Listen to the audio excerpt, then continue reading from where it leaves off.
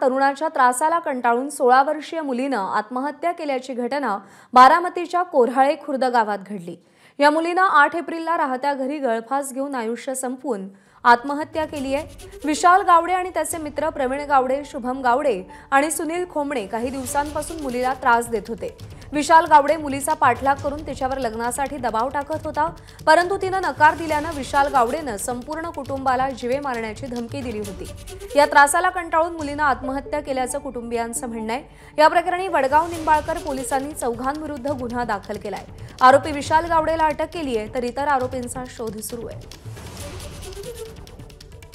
एका मुलाच्या त्रासाला कंटाळून तिने आत्महत्या केलेली आहे। त्यानंतर आम्हाला माहिती प्राप्त होताच आम्ही त्यानुसार गुन्हा नोंद करून सदर जो आरोपी आहे त्याला आम्ही तात्काळ अटक केलेली आहे। इतर आरोपींचा शोध यामध्ये चालू आहे।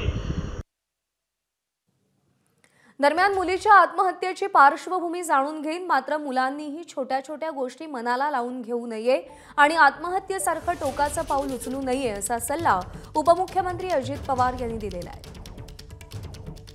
मी त्याबद्दल माहिती घेतो आणि नक्की काय त्याच्या पाठीमागची पार्श्वभूमी आहे, काय वस्तुस्थिती आहे, त्याच्या खोलात जाऊन मुलांनी मुलींनी पण लगेच इतका छोट्या छोट्या गोष्टीच्या करता मनाला लावून घेऊ नये आणि आत्महत्येपर्यंतचं पाऊल उचलू नये।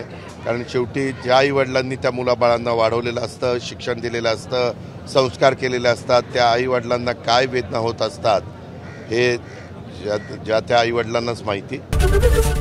एबीपी माझा, उघडा डोळे बघा नीट।